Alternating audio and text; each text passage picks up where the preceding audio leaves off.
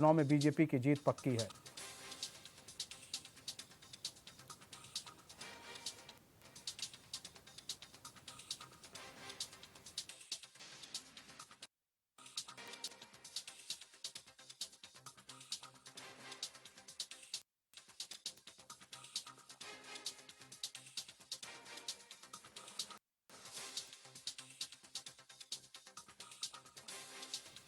तो सीएम धामी ने भी 3 राज्यों में जिस तरह से बीजेपी सरकार बनाते हुए दिख रही है रुझानों में, उसको लेकर सीएम धामी ने कहा कि जो पीएम मोदी के अथक प्रयास का जो नतीजा है वो देखने को मिला है और ऐसे में आज इसका नतीजा ये है कि आज तीनों राज्यों में पीएम मोदी के नेतृत्व में सरकार बीजेपी की बनने जा रही है। देखिए, अब हम पूरे तस्वीरों को समझना चाहिए हमें कि जिस तरह से हम बात कर ले राजस्थान की, राजस्थान में लाल डायरी खूब छाया रहा। मध्य प्रदेश की बात कर ले तो मध्य प्रदेश में एनडीए गठबंधन में रार खूब छाया रहा।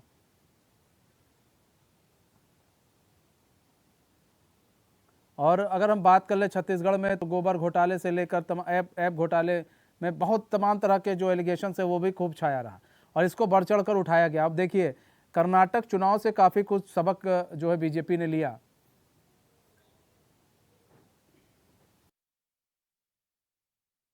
देखिए, आदरणीय प्रधानमंत्री जी ने जिस प्रकार से पूरे चुनाव में उन्होंने परिश्रम किया है और लोगों की जो एक बॉन्डिंग उनके साथ है, वो केवल अब एक व्यक्ति के रूप में नहीं बल्कि एक विचार जनमानस में उनके प्रति बन गया है।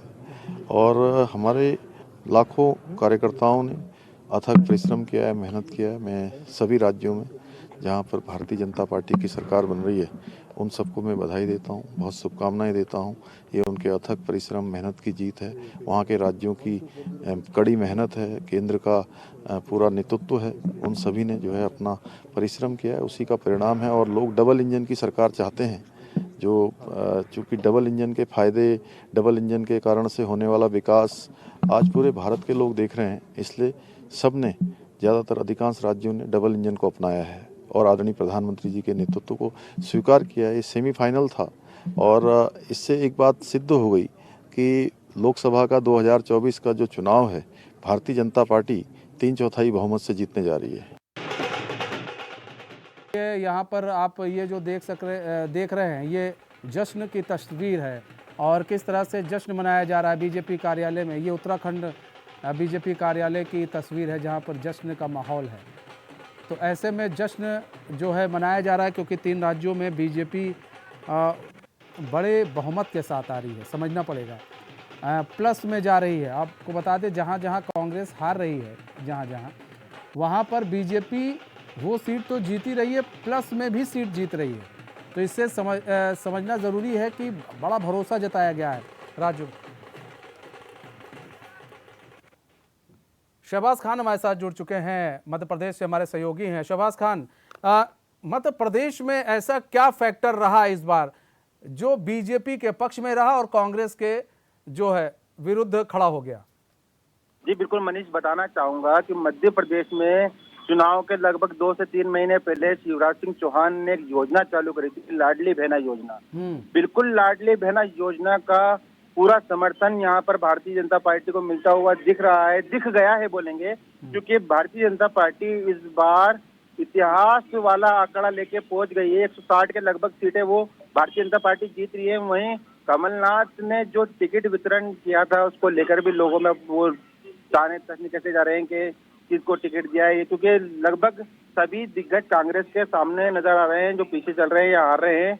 बीजेपी के लिए बस एक ही बुरी खबर है कि नरोत्तम मिश्रा जो यहाँ पे गृह मंत्री थे वो पीछे चल रहे हैं, हारते हुए नजर आ रहे हैं। लेकिन जिमनी से नरेंद्र सिंह तोमर लगातार पीछे चल रहे थे, अभी नरेंद्र सिंह तोमर जो है जीत चुके हैं और फग्गन सिंह कुलस्ते जो है वो चल रहा है उनका। संजय शुक्ला हार गए हैं इंदौर 1 से और कैलाश विजयवर्गीय ने अच्छी खासी लीड बना ली है वहां पर भी।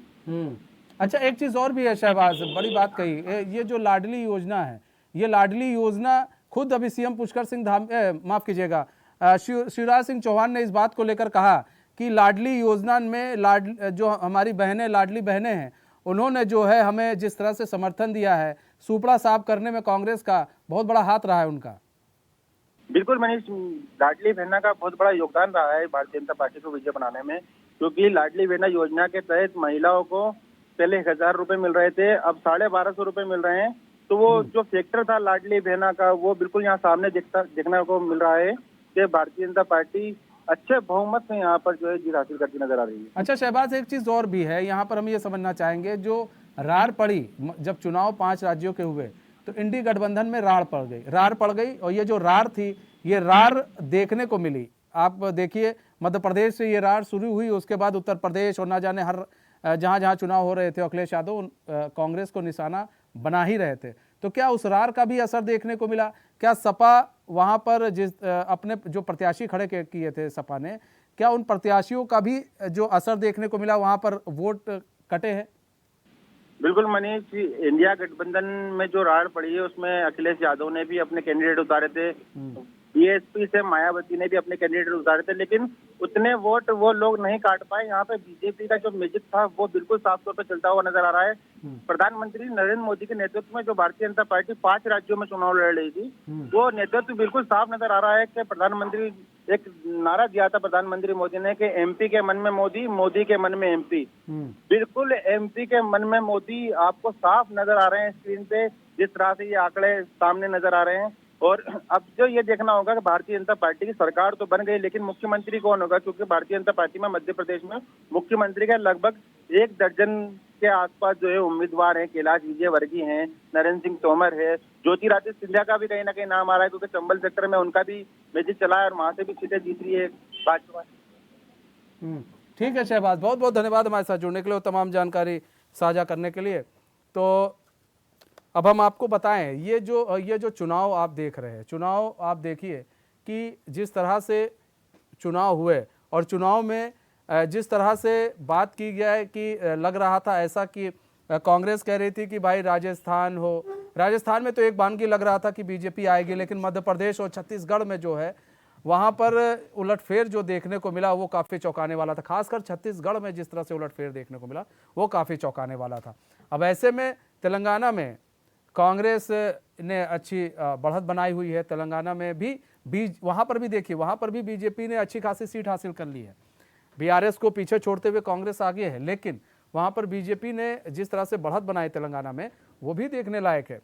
अभी कल तक की बात करें तो कल तक ऐसा लग रहा था कि छत्तीसगढ़ और तेलंगाना जो है कांग्रेस के पक्ष में जा सकती है, लेकिन यहाँ पर कहते हैं ना कि क्रिकेट और राजनीति, इसमें आप कुछ भी नहीं कह सकते, कभी भी कुछ भी हो सकता है। जब तक अंतिम बॉल ना पड़ जाए तब तक कोई कुछ भी नहीं कह सकता है।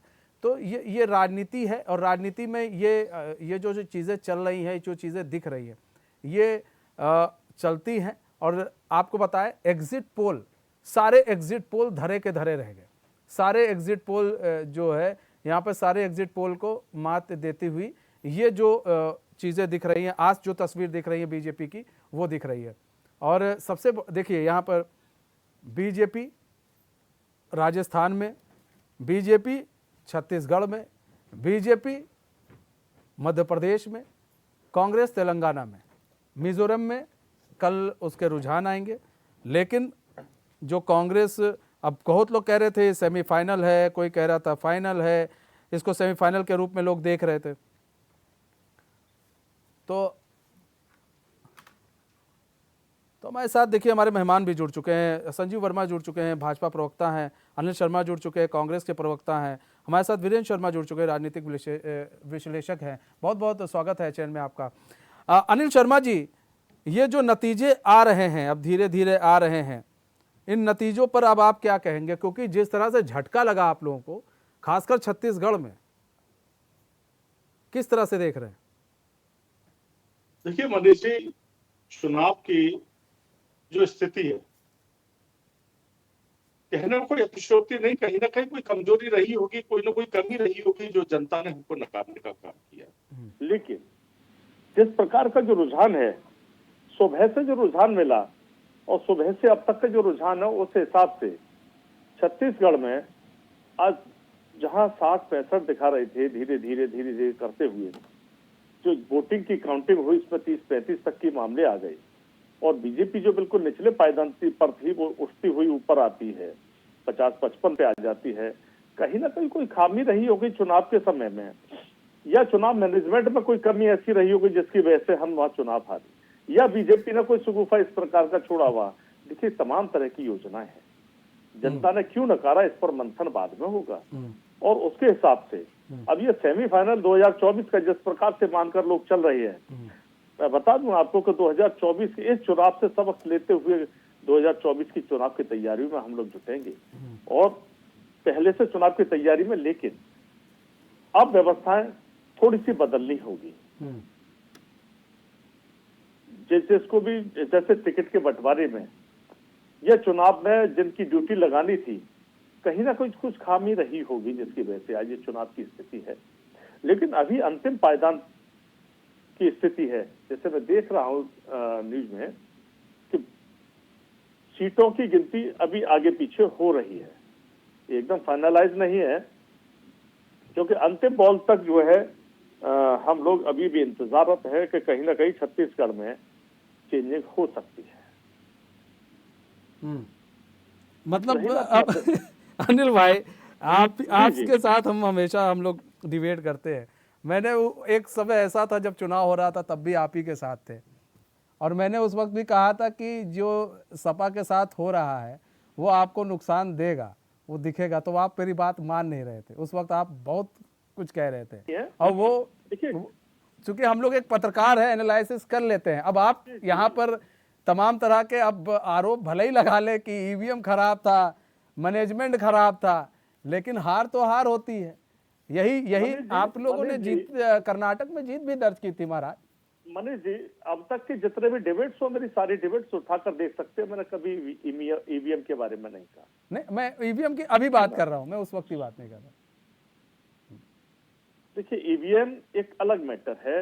अब कुछ वीडियो जो वायरल हुए अभी मध्य प्रदेश के, आपको बता दें मध्य प्रदेश में जहां वोटिंग के जो बैलेट पेपर पे हुए, उन बैलेट पेपर जहां स्टॉक में रखे हुए थे वहां के वीडियो वायरल हुए, लेकिन सत्यता प्रशासन देखे कि वहां वास्तव में उस पर झोलझाल हुआ है या नहीं हुआ है, ये प्रशासन के हाथ में। लेकिन इतना बड़ा अंतर जो भाई कहाँ 63, 64, 65 सीटों पर कांग्रेस है, वहां 161, 100 के लगभग का अंतर आ गया, तो यहाँ किसी पर दोषारोपण करने का मामला ही नहीं रह जाता। जनता का रुझान एकदम बदला है और सत्यता स्वीकारने में कोई बुराई नहीं है। सत्यता तो स्वीकार कर रहे हैं, ठीक है संजीव भाई। 3 राज्यों में जिस प्रकार से बीजेपी को बढ़त मिल रही है, मैं बधाई देता हूं उनको आज इस चैनल के माध्यम से, बहुत अच्छी बढ़त है। और जिस प्रकार से तेलंगाना में कांग्रेस के लोगों ने जो बढ़त बनाई है, वहां के कार्यकर्ताओं को भी मैं बधाई देता हूं। बिल्कुल। लेकिन अच्छा संजीव भाई, देखिए मतलब अनिल भाई तो कह रहे हैं कि ठीक है आप लोगों कमियां कुछ रही हैं, लेकिन इफ बट उन्होंने लगा दिया, जैसा अक्सर कांग्रेस करती है, इफ बट उन्होंने लगा दिया कि कमियां रही हैं, हम लोग आगे चल रहे थे, छत्तीसगढ़ में पीछे हो गए धीरे धीरे, ये कैसे हो गया, वहाँ पर कुछ ना कुछ चुनाव में गड़बड़ी हो गई, मैनेजमेंट में कुछ गड़बड़ी हो गई, अब इस तरह के आरोप लग रहे हैं। मनीष जी, जो कांग्रेस का एक चिर परिचित डायलॉग हुआ करता है, जहाँ जहाँ ये लोग हारते हैं या जहाँ जहाँ विपक्ष हारता है, तो सबसे पहला इनका जो चिर परिचित डायलॉग है कि ईवीएम में गड़बड़ी। मैं सोचता हूँ अनिल भाई ने वो नहीं लगाया, क्योंकि मुझे ऐसा लगता है कि सब लोग एक समान तो नहीं होते, लेकिन आप कुछ इस मामले में थोड़े मैच्योर हैं, तो आपने इस तरह की बात नहीं करी। और मनीष जी देखिए, जिस तरह का चुनाव परिणाम 3 राज्यों में आया है, ये निश्चित तौर पर माननीय प्रधानमंत्री श्री नरेंद्र मोदी जी की जो करिश्माई नेतृत्व है, उसके ऊपर तमाम तीनों राज्यों की जनता ने एक सहमति की मोहर लगाई है। और जिस प्रकार से हम यदि मध्य प्रदेश की बात करते हैं, छत्तीसगढ़ की बात करते हैं और राजस्थान की बात करते हैं, तो जो हमारा मजबूत संगठन जो प्रदेश से लेकर पन्ना प्रमुख तक जो, और मध्य प्रदेश का तो बोला जाता है कि वहाँ का संगठन देश का सबसे मजबूत संगठन है। और मैं उन तमाम कार्यकर्ताओं को भी इसका श्रेय देता हूँ, उनकी मेहनत रंग लाई है। उन्होंने पूरी मेहनत के साथ पूरे मनोयोग के साथ काम किया और सभी कार्यकर्ताओं का भी मैं धन्यवाद प्रेषित करता हूं। और जिस तरह से जनमानस का एक विश्वास माननीय नरेंद्र मोदी जी के और भारतीय जनता पार्टी की जो तमाम हमारी कार्यप्रणाली है, हमारी नीतियां हैं और जो हमारे काम करने की पद्धति है, और मध्य प्रदेश में आप ये देखिए 18 साल की सरकार रही। 18 साल की सरकार के बाद भी अमूमन देखा जाता है कि एक एंटी इनकन्वेंसी फैक्टर पनप जाता है, लेकिन यहाँ पर उसका विपरीत हुआ। तो उससे लगता है कि सरकार की जो लोकप्रियता आज भी कम नहीं बल्कि उत्तरोत्तर उसमें बढ़ोतरी हुई है। और जिस तरह से माननीय मोदी जी की गारंटी के ऊपर जो उन्होंने चुनाव में दी, उस पर जनता ने पूरी तरह से विश्वास किया। जिस तरह से आप 2019 का चुनाव से पहले माननीय मोदी जी ने एक गारंटी दी थी कि हम किसान सम्मान निधि के तहत 6,000 रुपये अपने किसानों को देंगे। वहीं कांग्रेस के श्री राहुल गांधी जी ने कहा था हम 72,000 रुपये देंगे। और जनता ने, किसानों ने 72,000 रुपये को सिरे से नकार दिया, क्योंकि वो जानते थे कि कांग्रेस जो बोलती है वो करते नहीं, ये झूठ, भ्रम, भय का आडंबर करते हैं। और माननीय मोदी जी ने जो कहा वो निश्चित तौर पे वो करेंगे ही करेंगे। और उन्होंने 6,000 की गारंटी पर विश्वास किया, 72,000 की गारंटी को सिरे से नकार दिया। और जिस तरह से तुष्टीकरण की राजनीति कांग्रेस लगातार करती आई है, और राजस्थान में तो इसकी पराकाष्ठा सी हो गई थी। तमाम चाहे हनुमान जयंती के जल्द से जुलूस हो, उसके ऊपर पथराव होना, सर कलम करने की, सर तन से जुदा की घटनाएं एक आम सी हो गई थी। और जिस तरह से मंदिरों के ऊपर आक्रमण, हमले लगातार होते रहे, और वहाँ की जो सरकारें वो मूक दर्शक होकर देखते रही, और न केवल मूक दर्शक होकर देखती रही बल्कि ऐसे तत्वों के साथ खड़ी रही। और इन सारी चीज़ों से भी लोगों का एक मोह भंग हुआ राजस्थान में। जिस तरह से 6,810 रेप और मर्डर की घटनाएं हुई, और उसके ऊपर भी बड़ी बेशर्मी के साथ वहाँ के मुख्यमंत्री का बोलना कि राजस्थान मर्दों का प्रदेश है और रेप की 50% घटनाएं झूठी होती हैं। तो इन सारी चीजों से भाई देखिए, यहाँ पर सवाल ये है कि कई सारी चीजें जो है, कई सारी चीजें बड़ा फैक्टर रही। एक तो जिस तरह से सनातन को लेकर बयान दिए गए, वो भी एक फैक्टर रहा। जिस तरह से सर कलम जुदा वाली बातें आई, उसको भी खूब बढ़ चढ़कर उठाया गया। राजस्थान में तो लाल डायरी की बात उठी, वो फैक्टर हो गया। और वहीं राजस्थान में गहलोत और सचिन पायलट की लड़ाई हुई। अब आप देखिए कि उसका ये फैक्टर रहा कि जो वोटर्स थे, जो खुद के वोटर्स थे सचिन पायलट के, उन्होंने भरोसा नहीं किया इस बार, वो चले गए बीजेपी की तरफ। मध्य प्रदेश में आप लोग की रार जो है वहां पर सबसे बड़ा कारण बन गई कि भाई आप लोग आपसी समन्वय नहीं बैठा पाई वहां पर। और एक तरफ कांग्रेस ने वहां पर अपने प्रत्याशी उतार के कई, भले ही वो जमानत जब्त हुई हो उनकी, लेकिन उन्होंने आप लोग के वोट काटने में बहुत बड़ा भूमिका निभाई है। छत्तीसगढ़ में यहाँ गोबर घोटाला, ऐप घोटाला, पता ना जाने कितने आप लोग के लिए ये फैक्टर काम कर गए। ऊपर से तमाम तरह के जो बयान आने लगे कि भाई सनातन को लेकर, ये सब चीजें जनता ने देखी, उसके बाद वोट किया है। मनीष जी, जिस प्रकार से अभी भाजपा के प्रवक्ता महोदय जिस प्रकार की बातें कर रहे कि सिरे से कांग्रेस को नकार दिया, मुझे लगता है भाजपा के प्रवक्ताओं की शायद सूझबूझ में कुछ कमी आती जा रही है, या फिर ये हो सकता है कि अति उत्साह में ये कुछ उल्टा सीधा बोल जाते हैं। अगर कांग्रेस को सिरे से अगर जनता नकारती तो मध्य प्रदेश में चाहे भले ही आपको 100 से ज्यादा सीटें मिल रही हो, लेकिन कांग्रेस को अगर 60-65 सीटें भी अगर मिल रही हैं तो जनता ने 60-65 सीटों में स्वीकारा है। और जहां सीटों पर आपने अगर जीत हासिल की है, वहां की जनता ने अगर सेकंड या थर्ड पोजीशन पर भी कांग्रेस को रखा है, तो वहां की जनता ने कांग्रेस को कहीं ना कहीं स्वीकारा है। राजनीतिक गलियारों में एकदम से किसी पर भी कीचड़ उछाल देना बहुत आसान होता है, लेकिन उसको समझना, महफूज रखिए अपने आप को, क्योंकि हमेशा सरकार आपकी नहीं रहेगी। आपको याद हो 2014 के बाद से लेकर जब आपकी 21 राज्यों में सरकार थी, सिमटकर 6-7 राज्यों में रह गई, लेकिन धीरे धीरे जितना बड़ा ही आपने लालच जनता को दिए, उस हिसाब से अब जनता ने किसकी योजना को स्वीकारा, किसकी नहीं स्वीकारी, ये अलग निर्धारित तय करता है। राजस्थान की अगर बात करें तो एक रेप कांड में आपके विद्यार्थी परिषद के ही पदाधिकारी, 3 पदाधिकारी निकले थे, आपको शायद जानकारी हो।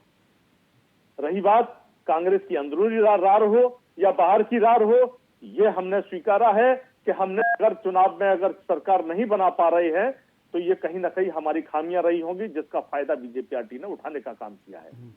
और ये फूट डालो शासन करो की नीति जो बीजेपी ने अपनाई हमेशा, और उसी का नतीजा है कि ये हमेशा रार फैलाते रहे। श्रीमान जी, ये तो अंग्रेजों से विरासत मिली है आपको, फूट डालो राज करो। ये आपकी नीति है, मैंने आपको बड़ा गंभीरता से सुना, आप सुनिएगा पूरी। मध्य प्रदेश के अंदर अगर बात की जाए तो मध्य प्रदेश में भी कांग्रेस के गद्दार ने इनका साथ दिया, क्या उसको मुख्यमंत्री बनाने का काम करेंगे ये? जिस लहजे के साथ अगर कांग्रेस ने उन्हें सीएम नहीं बनाया तो छोड़कर बीजेपी के साथ हो लिए, अब बीजेपी सीएम बनाए उनको। देखते हैं उनका कितना कद बढ़ता है। कहां कांग्रेस में केंद्रीय मंत्री बना दिए ना। अरे भाई केंद्रीय मंत्री बना दिए, देख लिया ना केंद्रीय मंत्री। अब आप लोग उनको कुछ बना रहे हैं, बस इधर उधर टहला रहे हैं, तो उसमें अंतर है ना सर। के राष्ट्रीय नेतृत्व के साथ आप बताइए ना, सचिन पायलट क्या थे? लालची नहीं थे सचिन पायलट? सचिन पायलट ने कांग्रेस नहीं छोड़ी, नहीं छोड़ी नहीं, धरने पे क्यों बैठे थे? तब से लालची तो थी एक, मतलब जो कांग्रेस छोड़ दे वो लालची है, जो कांग्रेस में बगावत करके धरने पर बैठ जाए वो लालची नहीं है। सचिन पायलट तो अपनी सरकार के विरुद्ध भ्रष्टाचार का मुद्दा लेके चौराहे पर बैठ गए। प्रवक्ता जी, आपको शायद ये नहीं पता कि कौन से मामले को लेकर बैठे थे, पूरी जानकारी कीजिएगा, ठीक है ना सर। अब आप उसको लेकर कुछ भी कह दें, लेकिन सचिन पायलट जो है गहलोत जी से नाखुश थे, ये किसी से छिपा नहीं है, आपसे भी छिपा नहीं है, ये सब जानते हैं। राष्ट्रीय नेतृत्व लगातार उनके बीच में समन्वय बैठाने की कोशिश कर रहा था, ये आप भी जानते हैं, ये हम भी जानते हैं। और आपके कई नेताओं ने, आपके कई मंत्रियों ने राजस्थान में गहलोत पे ऊपर भ्रष्टाचार के आरोप लगाए थे, लेकिन उनको दबा दिया गया। ये आप भी जानते हैं, ये हम भी जानते हैं, ये किसी से छिपा नहीं है। लाल डायरी की जो बात आई थी वो भारतीय जनता पार्टी लेके आई थी या कांग्रेस के अपने नेता लेके आए थे? आप बताइए ना। लाल डायरी की बात तो कांग्रेस के अपने नेता ही लेके आए आप, वो तो आपके कैबिनेट मंत्री थे, आपके कैबिनेट मंत्री थे श्रीमान। उसको बरगलाने का काम भी बीजेपी पार्टी के नेताओं ने किया। अरे आपके कैबिनेट मंत्री थे, वही लेके आए थे, लाल डायरी वही लेके आए थे। लाल डायरी का सत्यता आज तक उजागर नहीं हो पाई, केवल सिगुफा था लाल डायरी, इसमें इतना बड़ा चमत्कार रखा हुआ है, बाकी कुछ नहीं था, केवल झूठ के वायदे पर चली बीजेपी। अरे झूठ की दुकान तो आप चलाते हैं श्रीमान। ठीक है वीरेंद्र शर्मा जी, किस तरह से देख रहे हैं? झूठ की दुकान आप चलाते हैं और आपकी दुकान का शटर जनता ने डाउन कर दिया। संजू भाई बहुत समय, ठीक है अनिल भाई बहुत समय, बाद में लड़ लीजिएगा। मतलब ये नहीं है कि आप झूठ नहीं बोलते। ठीक है अनिल भाई, इतना झूठ गिनाना चाहे आपके 75 साल 75 वायदों के साथ आपकी सरकार बनी, 75 साल में अनिल भाई अब सुन लीजिए, अभी तो सुन लीजिए 75 वायदों में कौन कौन से वादे आपने अनिल भाई पूरे किए? अब सुन लीजिए वीरेंद्र शर्मा जी। देखिए मनीष जी, सबसे पहले मैं बीजेपी को बधाइयाँ देता हूँ, और ये बहुत बड़ी विक्ट्री जो सेमीफाइनल में बीजेपी ने हासिल की है, इसका असर अब 2024 में ज़रूर पड़ेगा। और मुझे तो अब बम्पर जीत की ओर बीजेपी का रथ आगे जाते हुए दिखाई दे रहा है, क्योंकि बीजेपी ने 3 बड़े राज्यों में, देखिए हिंदी भाषी राज्य हैं, तीनों ही राज्य में लोकसभा सीटें भी अच्छी खासी हैं, और इन तीनों राज्यों में जो आज बीजेपी की जो विक्ट्री है, ये मोदी जी को आगे के लिए जो 24 में चुनाव हैं उसके लिए उन्होंने एक हिसाब से एक मैसेज दे दिया है तीनों राज्यों की जनताओं ने कि हमारे अगले प्रधानमंत्री भी श्रीमान मोदी जी ही होने चाहिए। ये चुनाव देखिए, मोदी जी ने अपने आप बहुत सारी कैंपिंग की थी इन तीनों राज्यों में। तीनों राज्यों की राजनीतिक घटनाओं पे अगर हम ठीक ढंग से चर्चा करें कि वहाँ पे जीत के कारण क्या रहे और किस विषय पे कहाँ पे क्यों किस तरीके की वोट हुए। देखिए, सबसे बड़ी बात आज आपको ये समझनी होगी, अगर हम इस चर्चा को बढ़ा रहे हैं, चुनावी रिजल्ट के बाद बढ़ा रहे हैं, ये रुझान ही अब समझ लो कि यही अंतिम परिणाम में कन्वर्ट होंगे। एक आधी सीटों में ऊपर नीचे फेरबदल हो सकता है, वो मैं मान सकता हूँ, लेकिन अब अनुमान यही है कि यही आगे जाके फाइनल रिजल्ट में कन्वर्ट होंगे। दो चीज़ें समझनी होगी। सबसे बड़ी बात है जो इस चुनाव में देखने को मिल रहा था, एक हमारे देश को पीछे ले जाने के लिए जो कांग्रेस ने एक तुष्टीकरण की राजनीति की, और दूसरा सबसे बड़ा कारण जो कांग्रेस का रहा, ये जो जातिवाद के आधार पे जो जनगणना करने की जो बात इन्होंने जन जन तक पहुंचाने के लिए, जो लोगों को भ्रमित करने के लिए, जो देश को पीछे धकेलने के लिए जो काम कर रही थी कांग्रेस, उसका परिणाम उनको इमीडिएटली मिल गया है। देखिए, अब मुझे नहीं लगता कि कांग्रेस इस मुद्दे को आगामी लोकसभा चुनाव में उठाएगी, क्योंकि उसको इसकी मुंह की खानी पड़ी। देखिए, जातिगत जनगणना करना देश में फूट डालने के बराबर मैं मानता हूं, अगर आप इसकी ठीक से विश्लेषण करें।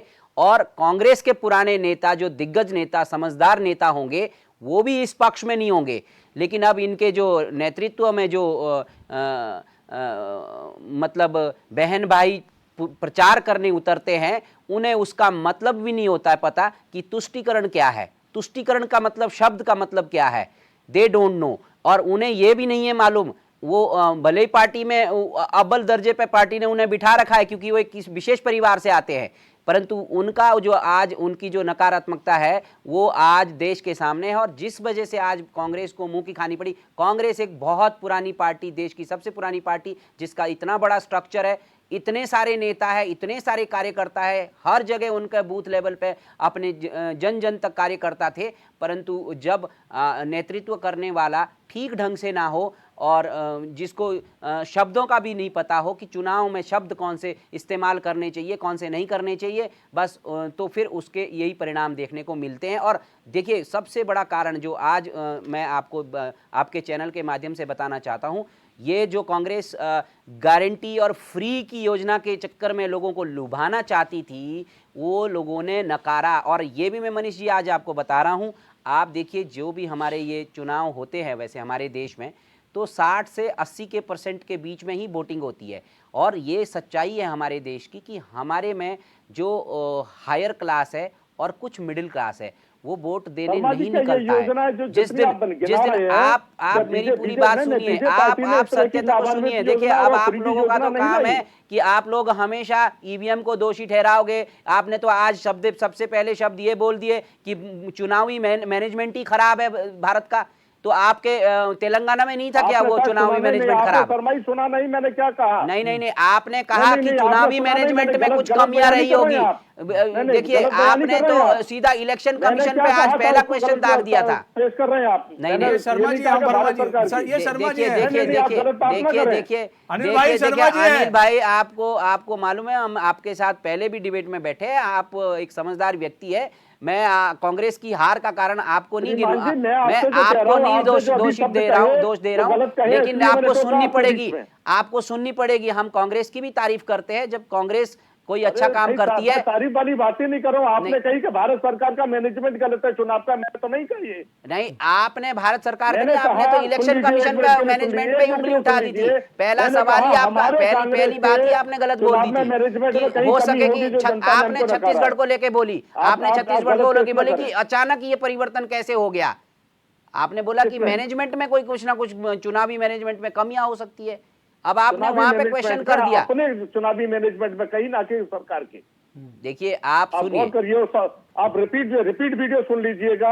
देखिए, हम वायरल वीडियो को देख के डिबेट में नहीं आते हैं, हम एनालिसिस करके, हम चीजों को समझ के डिबेट में आते हैं और डिबेट में अपनी बात रखते हैं। आप एक सेकंड मुझे दीजिए, मैं आपको, देखिए, मैं आज आपको समझना होगा। देखिए, अगर आप देश के एक सच्चे राजनेता हैं तो आपको भी चीजों को समझना पड़ेगा। आप पार्टी में, चाहे किसी भी पार्टी से जुड़े क्यों ना हो, लेकिन आपकी अंतरात्मा भी ये नहीं कहती होगी कि ये सही है कि सही को गलत नहीं बोल सकते आप, ठीक है। और दूसरी बात, आपको मालूम है कि आपकी किन नीतियों के कारण आप लोग हारे हैं। देखिए, आपने कांग्रेस को पिछले 2018 के चुनाव में मध्य प्रदेश में भी मैंडेट दिया था जनता ने, और क्या नाम, राजस्थान में भी दिया था और छत्तीसगढ़ में भी दिया था। इन तीनों ही राज्य में आपको मैंडेट दिया था। हालांकि बाद में जो सिंधिया जी की वजह से पार्टी टूटने के बाद बीजेपी फिर से सत्ता में आई, वो एक अलग विषय है। लेकिन सबसे पहले जब चुनाव हुए थे तो आपको मैंडेट मिला था।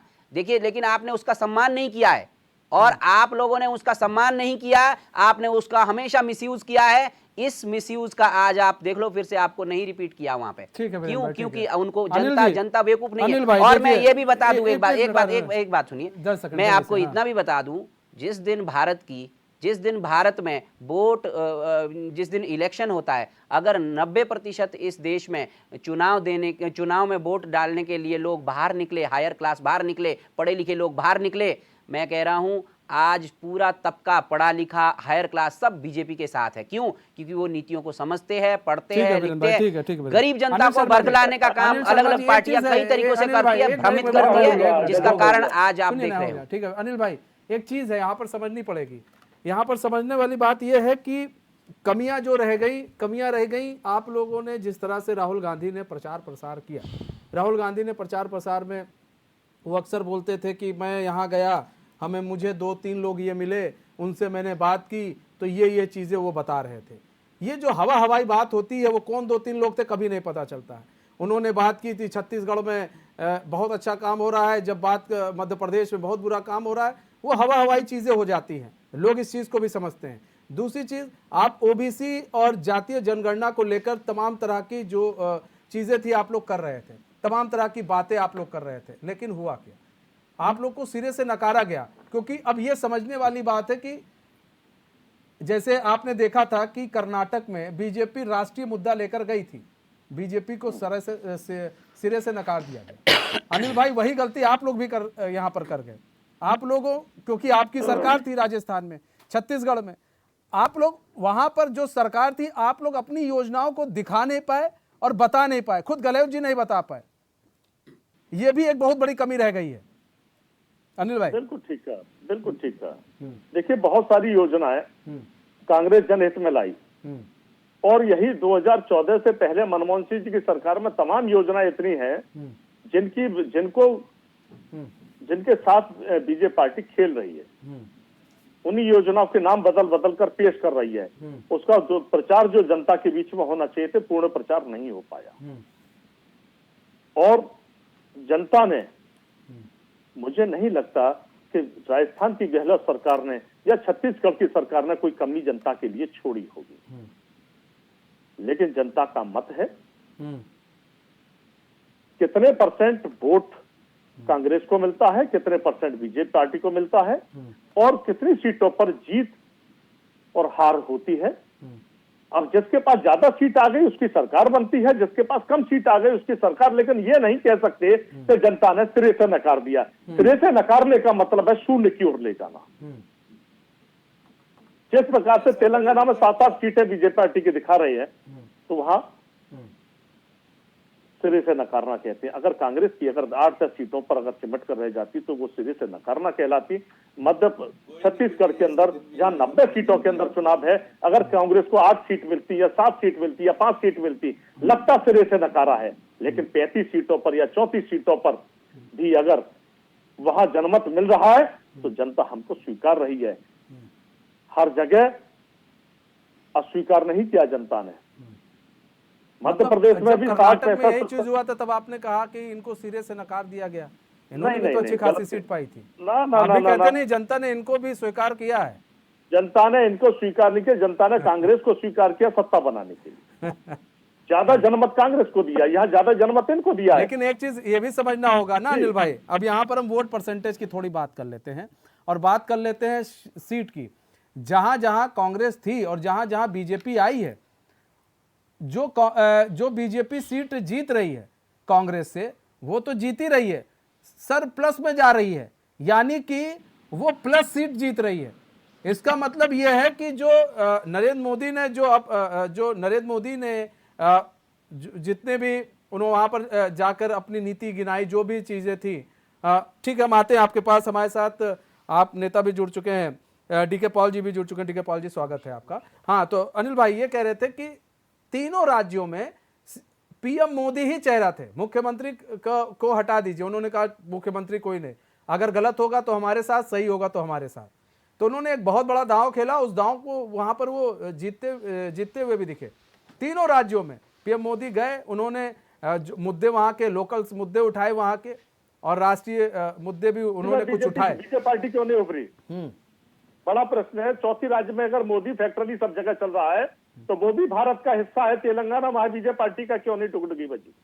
अरे महाराज, 8 सीटें पा रही, 8 से 12 सीटें कम है क्या वहां पे?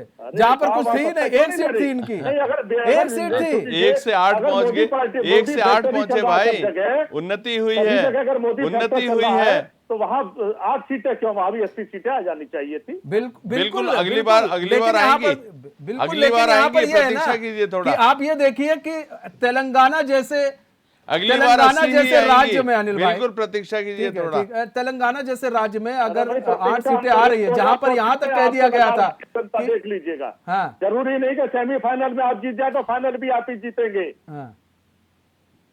ठीक है, डीके पॉल जी, सियानी बिल्ली खंबा नोचे। ठीक है डीके पॉल जी। अरे हाँ, सियानी बिल्ली खंबा नोचे वाली कहानी आप कर रहे हैं वर्मा। हाँ, ठीक है। नहीं, मैं बता रहा हूँ, आप बातों को घुमाने की कोशिश कर रहे हैं। डीके पॉल जी, सही बात को सुनना नहीं चाहते। अगर हम कुछ कहें तो आपको बुरी लगती है।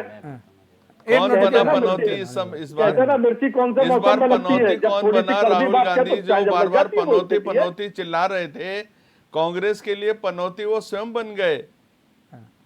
ठीक है डीके पॉल जी, आप लोग भी चुनाव लड़े डीके पॉल जी, गायब हो गए आप लोग तो। और ये एक सुपड़ा आप लोग का तो साफ हो गया। और सबसे बड़ी चीज है, वो सरदर्द आप बन गए कांग्रेस के लिए, सपा सरदर्द बन गई कांग्रेस के लिए। जहां ईडी गठबंधन कह रहे थे, सब धाराशाही हो गया। और अब 6 दिसंबर को कहा जा रहा है कि मल्लिकार्जुन खड़गे ने इंडी गठबंधन का एक पूरी मीटिंग बुलाई है। ये मीटिंग क्यों बुलाई गई है ये भी समझना होगा। मीटिंग इसलिए बुलाई गई है क्योंकि कांग्रेस की रणनीति काम नहीं आई और कांग्रेस ने अपने जो सहयोगी हैं उनको पीछे कर दिया। मल्लिकार्जुन खड़गे ये बात को जानते थे, अब मीटिंग बुलाकर उसको भरने की कोशिश करेंगे। डीके पॉल जी, नहीं, जो जनमत आया है, देश की जनता जनार्दन ने जो जनमत आपको टीवी के ऊपर दिख रहा है स्क्रीन पर, निश्चित रूप से ये चुनावी जो रुझान है, ये जो जीत की ओर जा रही है भारतीय जनता पार्टी, ये जनता जनार्दन जिसको चाहती है उसको सिर पर बैठाती है।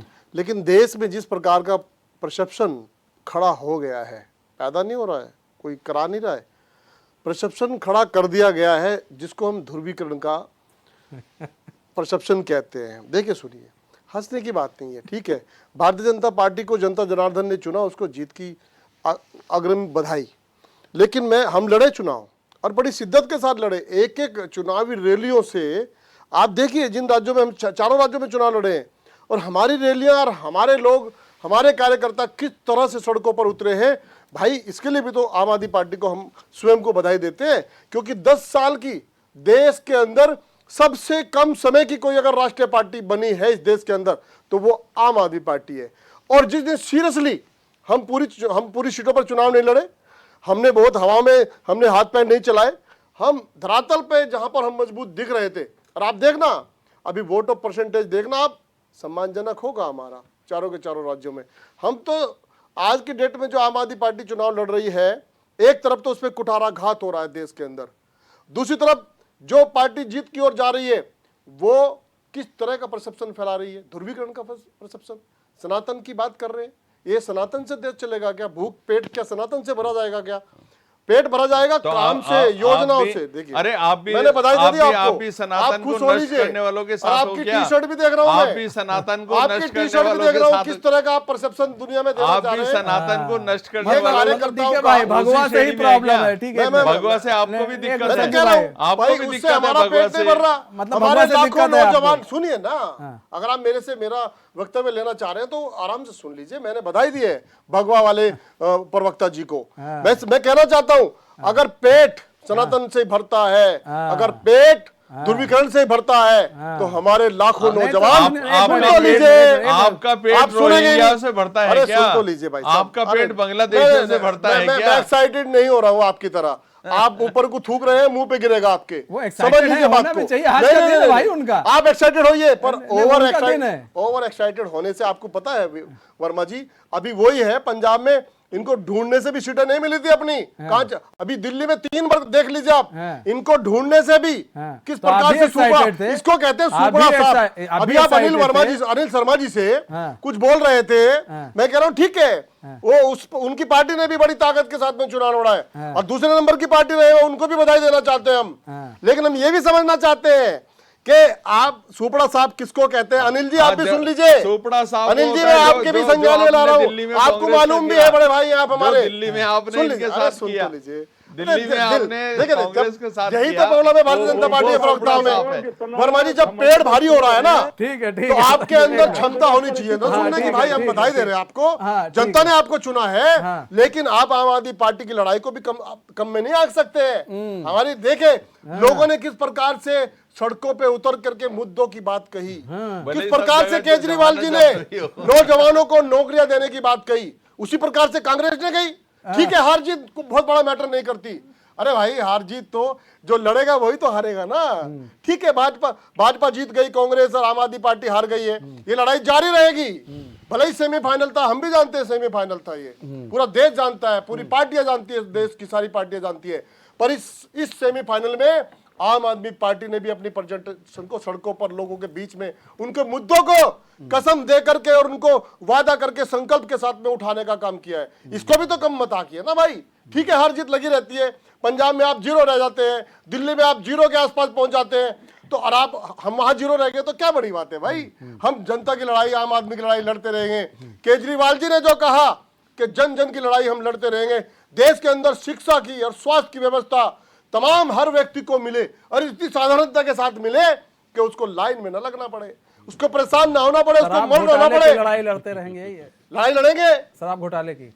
कौन सी शराब घोटाले में? अब आप चुनाव के बाद देख लीजिएगा। शराब घोटाले की लड़ाई, हवाला की लड़ाई, अरे एक लड़ाई हो तो भाई देखो वर्मा जी आप भी हंस लीजिए, अभी तो की लड़ाई, गंभीर लड़ाई है। डीके भाई हंसी इस बात पे आ रही है ना, एक मिनट आ रहे लड़ाई। डीके भाई मैं कुछ कहना चाहूंगा। अरे वीरेंद्र भाई, नहीं डीके भाई इस हंसी इस बात पे आ रही है ना। बात यहाँ पर आप बात कर रहे हैं, आज आपका दिन है, सुनिए आज आपका दिन है, आज डीके भाई सुनिए ना, आप कह रहे हैं बेरोजगार, अरे सुन लीजिए ना डीके भाई, आप कह रहे हैं मखौल बनाना अच्छी बात नहीं है। सुनो आप बात तो सुनिए, आप कह रहे हैं अरे बेरोजगारी। एक मिनट संजू भाई, एक मिनट, क्यों तू मैं कर रहे हैं आप लोग, आराम से कीजिए, आज आपका दिन है। ठीक है, तो कह रहे हैं ठीक है, लेकिन यहाँ पर यह है ना कि डीके भाई यहाँ पर बात आप कर रहे हैं बेरोजगारी, महंगाई।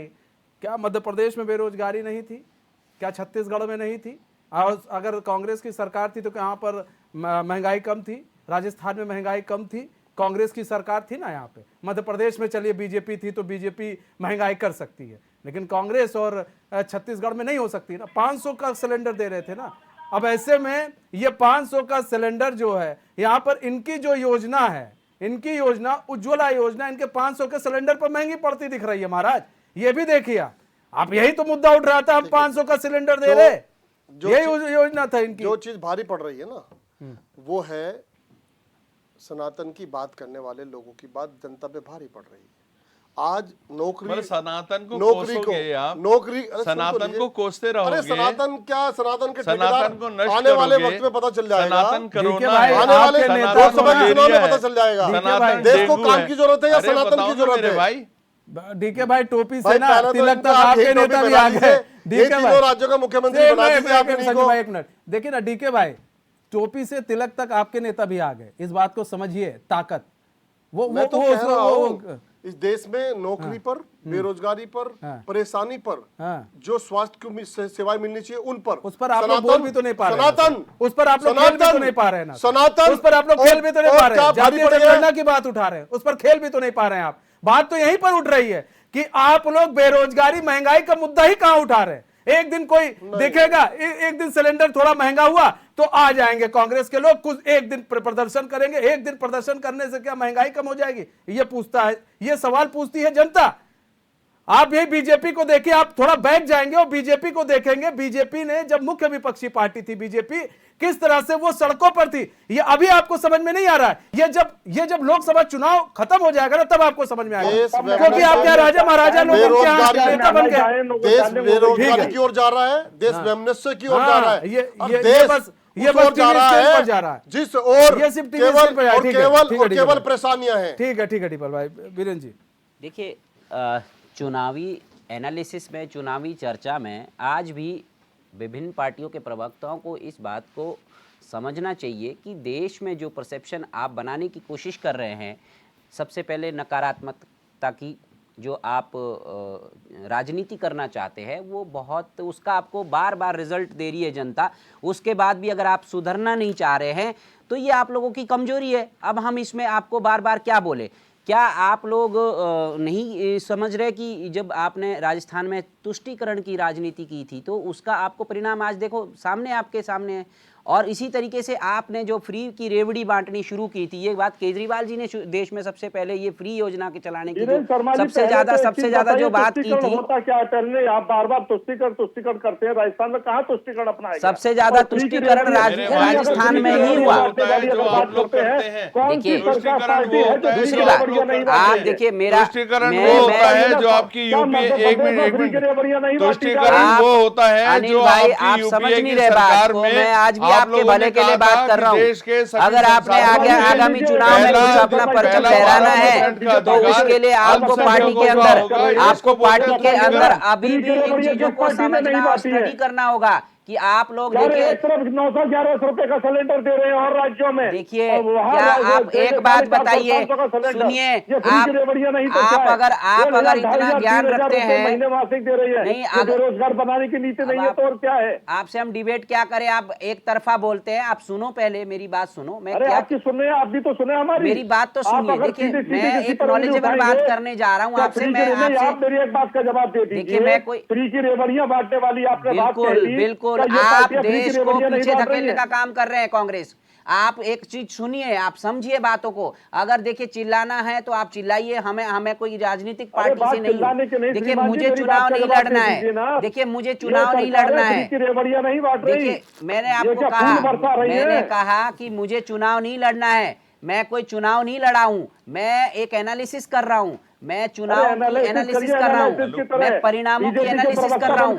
आप इस परिणामों की एनालिसिस सुनो, आपको शायद उससे आपको सद्बुद्धि आए। मैं आपको कह रहा हूँ कुछ बातें। देखिए, बहुत है इसलिए आप हार रहे हैं। 3-4 में से 3 राज्यों में आप बुरी तरह से हार रहे हैं। आपने यही तो आप लोगों की कमजोरी है कि आप किसी की सुन नहीं रहे। बात रखिए मेरी आपकी बात को। देखिए, अनिल भाई सुन लीजिए, की बात सुनिए। अरे भाई 10 सेकंड सुन लीजिए, फिर आप ही के पास आ रहे हैं। आप बीच में मत बोलिए ना, आप मेरे को बात पूरी करने दीजिए। हाँ, आप जो बोलना होगा बाद में बोलिए। आप सुनिए पहले। मेरा कहना यह है, देखिए, कांग्रेस हो चाहे अन्य विपक्षी दल हो, उनको ये समझना होगा कि जो आप परसेप्शन बनाने की कोशिश कर रहे हैं मोदी के अगेंस्ट, वो आप इस पे बार बार मुंह की खा रहे हैं। आपको अपना परसेप्शन चेंज करना होगा। और आपको अगर सचमुच में जीतना है मोदी से, मोदी जी आज जादूगर है, मोदी जी को आप जादूगर क्यों बोल रहे हैं? आप ही लोग ये नाम दे रहे हैं उनको, क्यों? क्योंकि वो एक्चुअली धरातल में काम करते हैं, वो सच में काम करते हैं, जो कर रहे हैं देश के लिए। पिछले 9 सालों से देश देख रहा है उनको। पहले उन्होंने गुजरात में किया है, उसी की वजह से उनको प्राइम मिनिस्टर के लिए बीजेपी ने आगे लाया। और आज प्राइम मिनिस्टर रहते हुए उन्होंने जितना काम किया है देश के लिए, शायद ही किसी प्राइम मिनिस्टर ने इतने कम समय में इतनी तेजी से किया होगा। ये पहले प्राइम मिनिस्टर। ये बात आपको, आप नहीं, जन जन कह रहा है, हम नहीं कह रहे ये बात। आप सुनो, समझो, जनता के मूड को समझो। आप अगर आप जीतना चाहते हैं आगामी चुनाव को, आप अगर चिल्लाना चाहते हैं टीवी में आके, तो आप चिल्लाइए, हमें कोई फर्क नहीं पड़ता। हमने क्या कहा आपको? मेरी बात सुनिए आप। मुझे देखिए, सबसे बड़ी बात यह है, जो देश में मैंने कहा ना, एक तो सबसे बड़ा अभी कांग्रेस ने एक राग छेड़ा कि हम तो जी जातीय जनगणना कराएंगे। उन्हें लगा हम इसके सहारे जीत जाएंगे। सुनिए दूसरी बात। दूसरा, इन्होंने एक और अपने ही भारतीय हमारे सिस्टम को खत्म करने के लिए इन्होंने ओपीएस को, एनपीएस एक अच्छी पॉलिसी है, उसको नकारने के लिए, लोगों के बीच में भ्रम फैलाने के लिए इन्होंने, क्योंकि हिमाचल का रिजल्ट में क्या है, हिमाचल की अलग स्थिति है। देखिए, हिमाचल में क्या है, ज़्यादातर परिवार सरकारी नौकरियों में है। वो इतना बड़ा राज्य भी नहीं है, कि जहाँ पे वहाँ क्या होता है, वहाँ परिवार जॉइंट फैमिली में रहते हैं। लेकिन आपके मध्य प्रदेश या फिर अदर राज्यों में, हमारे देश भर के, वहाँ इस तरीके का कल्चर नहीं है। अब वहाँ आपका ओपीएस का कार्ड खेला आपने, आपको जीत मिल गई, आपने सोचा ये हम पूरे देश में चला लें अब, तो वहाँ पे भी हमें यही परिणाम मिलने को देखने को मिलेंगे, पर नहीं हुआ ऐसा। आपको समझ में आ गई बात कि ओपीएस का मुद्दा आप गलत उठा रहे हैं, देश को पीछे धकेलने का काम कर रहे हैं। देखिए, ये एनपीएस जो लाया गया है, ये देश हित के लिए लाया गया था, और ओपीएस को खत्म किया था तो देश हित के लिए खत्म किया गया था। मोदी ने अपने लिए नहीं किया था उसको खत्म, या किसी प्राइम मिनिस्टर ने अपने लिए नहीं किया था ये खत्म, ये तो वैसे अटल बिहारी जी ने खत्म किया था। लेकिन आपको समझना होगा इन चीजों को कि बीजेपी, दूसरी बात, फ्री की रेवड़ियां, देखिए फ्री की रेवड़ियां जो आप फ्री की रेवड़ियों के लालच दे रहे हैं। देखिए, दूसरी बात, तुष्टीकरण की राजनीति और जातिगत अनिल शर्मा जी, देखिए 2-3 चीजों को समझना बहुत जरूरी है। बढ़िया बात उठाया वीरेंद्र शर्मा जी ने कि अगर आप एक व्यक्ति को लेकर अगर आप पूरे ये सोचेंगे कि हम बीजेपी को हराएंगे, तो फिर आपको अपना परसेप्शन बदलना पड़ेगा। आप नरेंद्र मोदी को लेकर सोचेंगे कि हम पूरे बीजेपी को हरा लेंगे, तो ना, आपको अगर हराना है तो उनके संगठन को हराना पड़ेगा। आप कहां पर काम कर रहे हैं? आप कर रहे हैं नरेंद्र मोदी जी को हराने में काम कर रहे हैं, सारा समय उसी में व्यर्थ हो रहा है। बिल्कुल ठीक है। और दूसरी चीज, जहां आरएसएस नहीं है वहां पर आरएसएस का नाम लेंगे। अगर आप आरएसएस का नाम ऐसे लेंगे, चूंकि आपको भी मालूम है कि मैं बार बार कहता हूं, हमेशा डिबेट में कहता हूं कि सनातन के पिच पर इनसे बढ़िया ना आप खेल पाए ना खेल पाएंगे। ठीक है। और अगर सनातन की बात कहीं आ जाएगी तो ये आपको बैकफुट पर ढकेलने में ये सक्षम है। तो आप लोग अगर बात करनी है तो इनके संगठन से लड़िए। आप संगठन से नहीं लड़ना है, आप नरेंद्र मोदी से लड़ना है। और बीरेंद्र जी ने भी यही बात कही, नीतियों पे लड़िए, नीतियों पे लड़िए। और सबसे बड़ी चीज ये है कि यहां पर एनपीएस ओपीएस की बात हो रही है, यहां पर बात हो रही है जातीय जनगणना को लेकर बात हो रही है। मतलब राहुल गांधी हो चाहे प्रियंका गांधी हो, ये चीजें लेकर गए, जब जनता के बीच में लेकर गए तो जनता ने इसलिए नकार दिया क्योंकि जनता उनके मुंह से चाह रही थी कि आप पहली बात तो यहां के मुद्दे की बात कीजिए। अगर छत्तीसगढ़ में कुछ खराब था तो बोलते छत्तीसगढ़ में ये खराब है, इसको सही किया जाएगा। अब आपने देखा कि एक दलित के साथ मध्य प्रदेश में एक बड़ा बुरा बर्ताव हो गया था, बीजेपी के एक नेता ने किया था। ठीक है। क्या हुआ उसके बाद? हुआ क्या? हुआ ये कि उसी व्यक्ति को लाकर शिवराज सिंह चौहान ने उसके चरण धोए, उसके बाद उसको पूरा सम्मान। अब मेरी बात को सुन लीजिए। उसको देखिए, 2 तस्वीरें वहां पर आ गई, एक तस्वीर आ गई गलत की, एक तस्वीर आ गई अच्छाई की। तो आपने गलत तस्वीर तो बता दी, लेकिन अच्छाई वाली तस्वीर अगर आप छुपाएंगे तो वो जनता भी देख रही है, वो दलित परिवार भी देख रहा है जिसके पैर खुद शिवराज सिंह एक मुख्यमंत्री धो रहे हैं। तो हर एक चीजों को आपको सेट करना पड़ेगा। आपको सिर्फ मोदी से नहीं लड़ना है, उनकी नीति और उनके संगठन से लड़ना। अनिल भाई, किसने कहा कि हम मोदी से लड़ रहे हैं? आप ही लोग कहते हैं, राहुल गांधी कहते हैं। राहुल गांधी को 2 शब्द आते हैं, मोदी आरएसएस। सिर्फ 2 शब्द जानते हैं वो, मोदी आरएसएस। किसी व्यक्ति विशेष के खिलाफ नहीं है।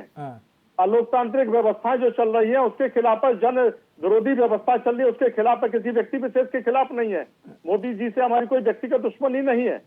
रही बात एनपीएस और ओपीएस की, अगर बात करें तो एनपीएस की बारीकियों को जरा बताने का काम करेंगे विश्लेषक महोदय। बिल्कुल बिल्कुल, हम आपको समझाते हैं एनपीएस से हमारे राजस्व को कितना फायदा है और ओपीएस से कितना घाटा है, ये आपको समझना होगा। अगर आप सचमुच में देश का विकास करना चाहते हैं। आप कहते हैं बेरोजगारी हटाओ, ये आपके जहां आपके राज्यों में का क्या बेरोजगारी खत्म हो गई?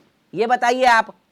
आपके राज्य में आपने 5 साल वहां सरकार चलाई, राजस्थान में क्या हुआ? कोई बेरोजगार नहीं है। वकालत आप कर रहे हैं तो आप पहले बोलिए ना, आप ये बताइए आपने कितने लोगों को ओल्ड पेंशन के तहत लाया, पहले बताइए आप। उसका पैसा कहाँ इन्वेस्टमेंट होगा, इसकी क्या पोर्टफोलियो है, वो भी बताने का काम करें। वो भी हम बताते हैं आपको।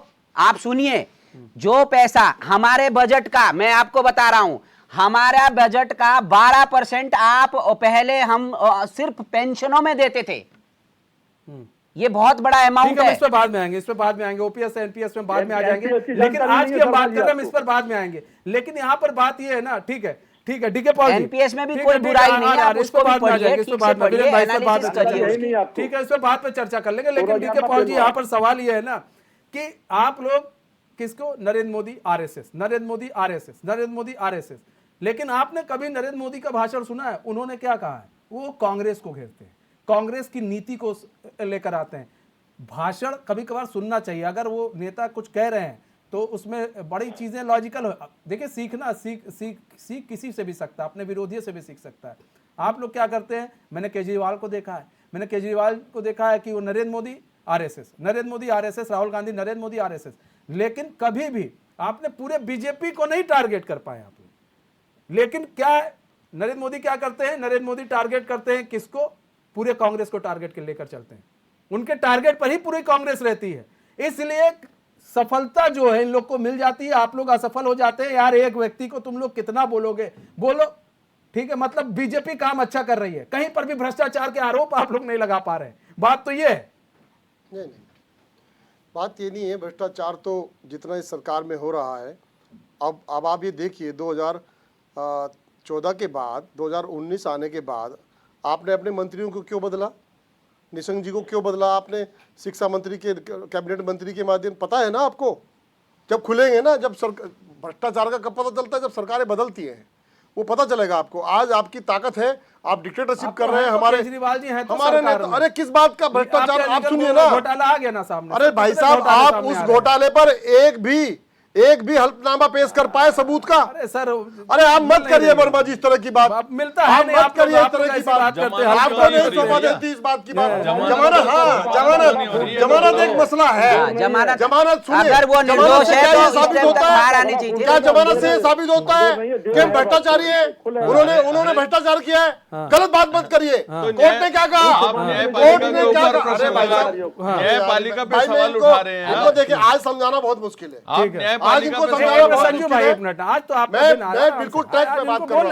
आज आप वर्मा जी, आप खुश रहिए। मैं सिर्फ ट्रैक पे बात आ कर रहे रहा हैं भाई, आ हूँ। रहे हैं ना। मैं सिर्फ ट्रैक पे बात कर रहा हूँ। हमारे भ्रष्टाचार जो हम हमारे नेताओं को आप जेल में डाल रहे हैं, ईडी का फायदा लेकर, सीबीआई का, आप डिक्टेटरशिप कर रहे हैं ना देश के अंदर, ये तानाशाही कर रहे हैं ना। जो इंदिरा गांधी जी पे आरोप लगाते हैं ना आप कि उन्होंने क्या किया था, आप क्या कर रहे हैं? आप भी वही कर रहे हैं। आपका भी सिस्टम, आपका भी जो हाल होना है, आने वाले वक्त में यही होना है। हम करते हैं किसकी बात? सुनिए ना, मतलब ये जो जीत रहे हैं ये होना है हाल। सुनिए नहीं, हाल किसकी तरह होना है अरे तो बताइए। थोड़ा समय लगता है। अरे सुनिए, एक हाल किसकी आपने तरह होना है? देश के कांग्रेस अंदर की किस तरह प्रकार की राजनीति अरे को, महाराज, ध्रुवीकरण की राजनीति को, हिंदू मुस्लिम की राजनीति को, क्यों नहीं आप मानते इस बात को? आप भी तो करते हैं आप सर। क्या कर रहे हैं? आप टोपी क्या लगा कर रहे के हैं? देश बैठिए, के आप अंदर भी क्या बात टोपी कर लगा रहे के हैं? बैठ जाओ मेरे भाई। एक राज्य में अगर किसी समुदाय से को, इतनी नफरत है, टोपी लगा के बैठ अरे सुन जाइए। लीजिए भाई साहब, एक राज्य में किसी समुदाय को 4.5% आरक्षण दिया जा रहा है। आप उस राज्य में जाकर के बोलते हैं हम 4.5% आरक्षण खत्म करेंगे। आपका क्या हाल हो गया वहां पर?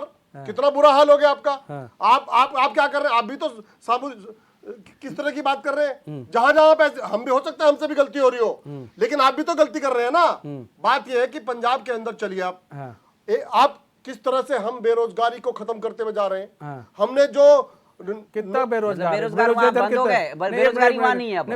बेरोजगारी दर कितनी है? कितने सालों बाद, एक अरे सुनिए उसकी भी बात कर लेंगे। पंजाब में सबसे ज्यादा बेरोजगारी दर कितनी है? उसका भी डाटा लेके आऊंगा। 478 लेकिन क्या 37,000 नौकरी दी है? क्या 37? अरे सुनिए ना भाई साहब, कुछ पता ही नहीं है। 478। अरे झूठ मत बोलिए आप, झूठ का चेहरा। आप भी और मोदी जी भी, आपकी पूरी पार्टी, केवल भारतीय जनता पार्टी का दूसरा नाम है झूठी पार्टी। आप क्या बात करते हैं? आपकी सरकार का आंकड़ा है श्रीमान। जीत रही केवल आप सरकार का रोजगार आंकड़ा को बता देने रहा का हूं मैं। माध्यम नहीं मान सकते। जीत किस तरह से रहे इस देश के अंदर आपको पता है? किस तरह से ध्रुवीकरण, किस तरह से हिंदू मुस्लिम, किस प्रकार से राजनीति की जा रही है, ये इसका जवाब भी जनता देगी आने वाले वक्त में। लोकसभा के चुनाव कब देगी? लोकसभा के चुनाव में भी तो यही हुआ है, विधानसभा चुनाव में भी यही हुआ है। देख लीजिएगा आपको। विधानसभा चुनाव में जो चुनाव हुए इसमें भी यही हुआ। एक राज्य में इन्होंने, आप देखिए तेलंगाना में जाकर इन्होंने, सुनिए, मुख्यमंत्री योगी आदित्यनाथ ने खुले मन से कहा कि अगर आपके केसीआर बोल रहे थे नहीं हम आएंगे तो मुस्लिम आरक्षण देंगे, खुले मन से कहा कि नहीं मुस्लिम आरक्षण के विरोधी हैं, हम मुस्लिम आरक्षण नहीं देंगे। खुले मन से कहा, क्या हो गया? क्या हो गया? 7 सीटें 8 सीटें बढ़ गई उनकी, 7-8 सीटें बढ़ गई। अब बताइए ना, अब बताइए ना। हमने तो उन्नति करी है मेरे भाई। पंजाब में क्या हो गया था? पंजाब में तो आपकी, सुनिए, पंजाब में तो आपकी लड़ाई चल रही। सुनिए ना, दिल्ली के अंदर सुनिए ना, अरे सुनिए ना महाराज, अब सुन लीजिए, सरकार है, सुनिए मेरी बात को, म्युनिसिपैलिटी की उसमें क्या हो गया था सुनिए आपको? सुनिए मेरी दिल्ली बात। में जो हुआ वो उनसे पूछिए, अनिल ठीक है। शर्मा जी से। हाँ सुनिए ना, अनिल नहीं शर्मा नहीं, जी से आप वहां जीरो हैं क्या? सुनिए आप जीरो हैं क्या भगवाधारी जी? नहीं नहीं, अनिल अच्छा शर्मा अच्छा, जी एक चीज वहाँ बताइए ना, एक मिनट अनिल संजू शर्मा भाई, जी एक चीज जीरो है बताइए ना, वहाँ एक मिनट, एक चीज बताइए ना, कितने सांसद हैं आपके दिल्ली में? नहीं देखिए, नहीं नहीं नहीं, बता दीजिए। जो नहीं नहीं, जनता बता की दीजिए सरकार है, नहीं नहीं, कितने सांसद बता वो दीजिए। दिल्ली की नहीं सरकार नहीं, है, 70 सांसद बता देना विधानसभाओं सर। की। अरे सुनिए ना, और सांसद उसमें बता 63 देना। विधानसभाएं अरे हैं हमारी। कितने अरे भाई, सांसद आप देश को लूटने का काम कर रहे हैं, अरे हमारी सर, पार्टी बता दीजिए ना। देश को बचाने का काम कर यही रही है। मैं कह रहा हूं अभी सर, भाई बात साहब को शर्मा जी समझिए कह आप। रहे थे, सुनिए, मैं मेरी बता बात को दूं, समझिए। इन्होंने जो पेंशन खत्म करने का काम किया, हाँ। उस बुजुर्ग को, हाँ उसको मारने का काम किया। हमने क्या किया, जिस पर कुठाराघात करना चाहिए विधायक पर, बात यही सांसद है पर, सर। सुन तो लीजिए, आप सुनिए आप ना। सही बात आते आते उसको गोल कर जाते हैं। हमारे यहाँ पंजाब के अंदर विधायक को जितनी बार वो विधायक बनता था उतनी बार उसको पेंशन मिलती थी, 1 2 3। हाँ पंजाब सरकार ने क्या किया, हाँ कितनी भी बार विधायक बनेगा पेंशन एक बार की मिलेगी। हाँ, दिल्ली- इस मसले को आप छोटा मसला मानते हैं? दिल्ली में- अरे धीरे धीरे आएगा ये ना, हम दिल्ली देश में भी बढ़ किया रहे था हैं। उन्होंने। हम देश में बढ़ रहे दिल्ली हैं। में भी किया था, मैं आपको याद दिला देता हूँ, दिल्ली में भी किया था। विधायक की निधि बढ़ा दी लेकिन थी, उसके आपको बाद मालूम उन्होंने है? विधायक निधि में कितना आपके इजाफा कितना किया ये इजाफा नहीं हुआ आपने था? बताया उसके बाद हमारे। आप उनको निधि होती है पेंशन दो ना जनता दो। के लिए। नहीं, आप विधायक नहीं विधायक समझ निधि रहे। विधायक जनता निधि के नहीं, लिए? विधायकों की पेंशन में जो अरे इजाफा महाराज, किया। विधायक निधि होती है जनता के ऊपर विधायक- लगना है। नहीं विधायकों सर, की जो विधायक की में- सैलरी होती है, मैं सैलरी सैलरी में की बात कर इजाफा रहा किया हूँ। है। मैं सैलरी सैलरी का की हाल बात तो कर मत रहा हूँ। करिए अरे आप। 4 गुनी सिर्फ बढ़ा दिया। भाजपा शासित राज्यों में 4 विधायक गुनी की बढ़ा सैलरी है दिया ना। आपने। मैं परसेंट कम बता है, देता चार हूँ। गुनी बढ़ा दी भाई। ठीक है ठीक है ठीक है, 63% संजू भाई, इजाफा ठीक है भाई संजू पेंशन भाई। कम करेंगे तो कुछ तो संजू भाई। बढ़ेगा ना। हाँ मतलब कुछ बढ़ेगा, मतलब विधायकों आप को- भाजपा शासित राज्यों में ठीक देख है, लो ना संजू भाई। विधायकों की कितनी लूट ये है। तो सुनिए, ये तो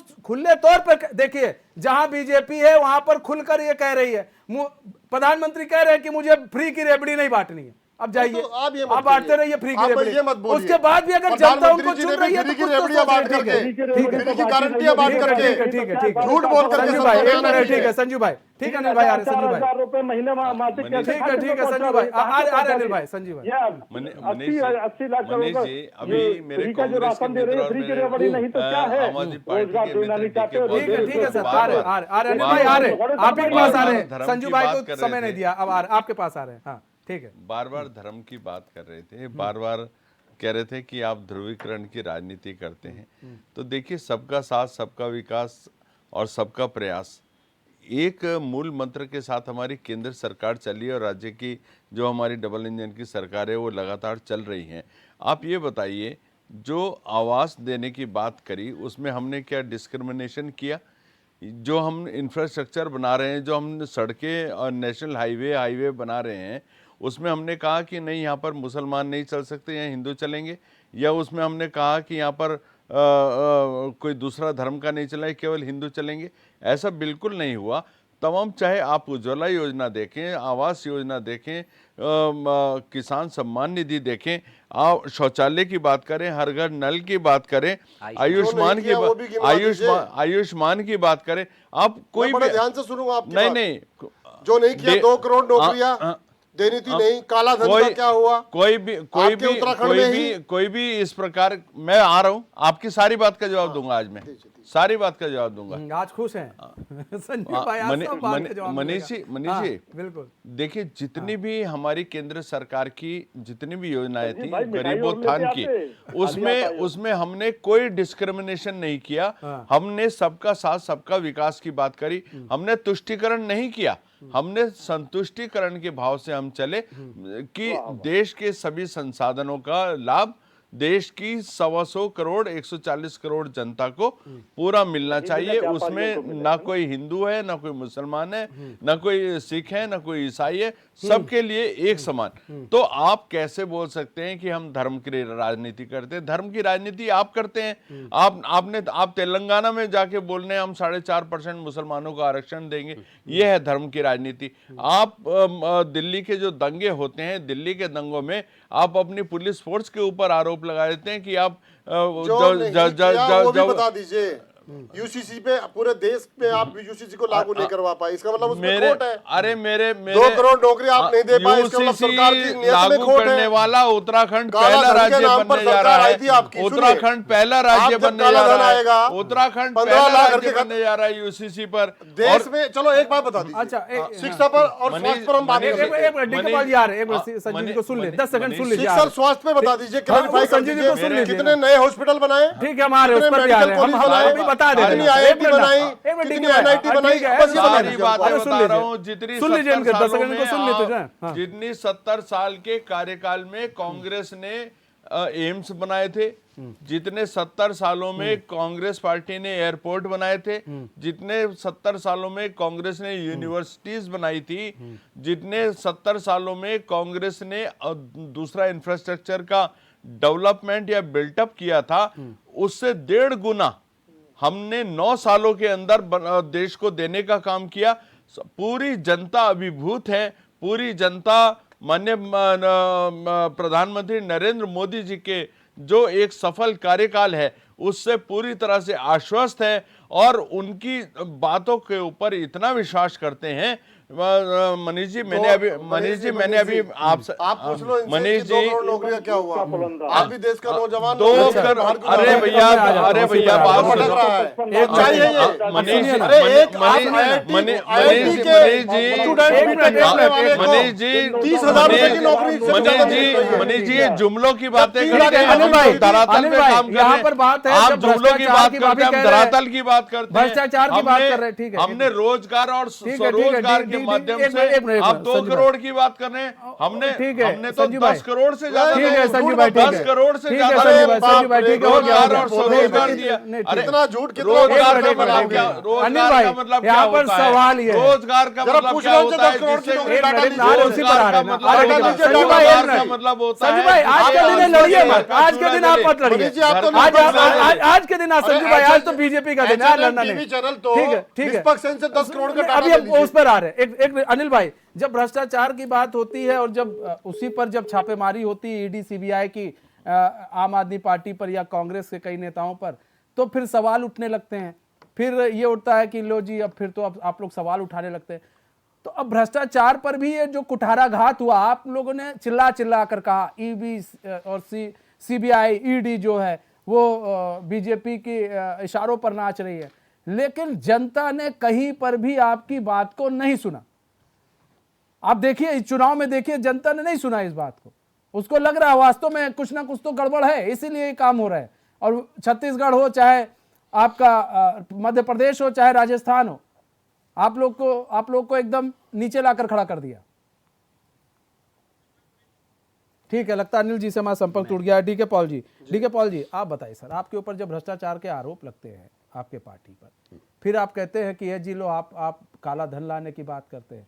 अरे भ्रष्टाचारियों को अंदर करने की बात उन्होंने कही थी, अब वो कर रहे हैं धीरे धीरे, तो अब उसको उस पर फिर ईडी सीबीआई पर तैयार रहो ना। आप देखिए लोग जब इस बात का रिजल्ट देखेंगे ना तो किस पर थूथू होने वाली है आप समझ लीजिए।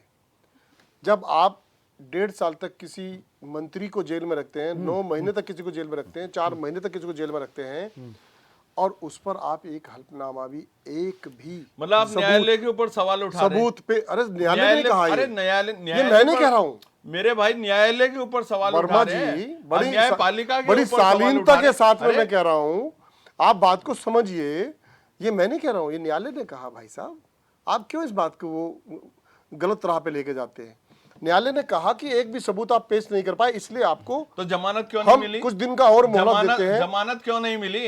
अरे मेरी किस बात तरह का के जवाब हथकंडे अपना रहे हैं। अरे सत्ता का जमानत दुरुपयोग आप कैसे कर रहे हैं? कोई भारतीय जनता पार्टी से अच्छा, न्यायपालिका कांग्रेस से उपयोग करेंगे कांग्रेस महाराज। पार्टी से 10 कदम आगे है ये पार्टी। न्यायपालिका को सत्ता जिसको चलाती जिससे है। डरती है, हाँ। जिससे डरती है भारतीय जनता पार्टी, हाँ। उसके नेताओं को जेल में डालने का काम करती है। अच्छा। ये सच्चाई है। और मैं फिर कहूंगा, जिस दिन ये पाक साफ निकल के आएंगे, हाँ। आप कहां मुंह छुपाओगे? हाँ। किस तरह की आप घटनाक्रम, किस तरह की हरकतें आप कर रहे हैं? हाँ। मत करिए।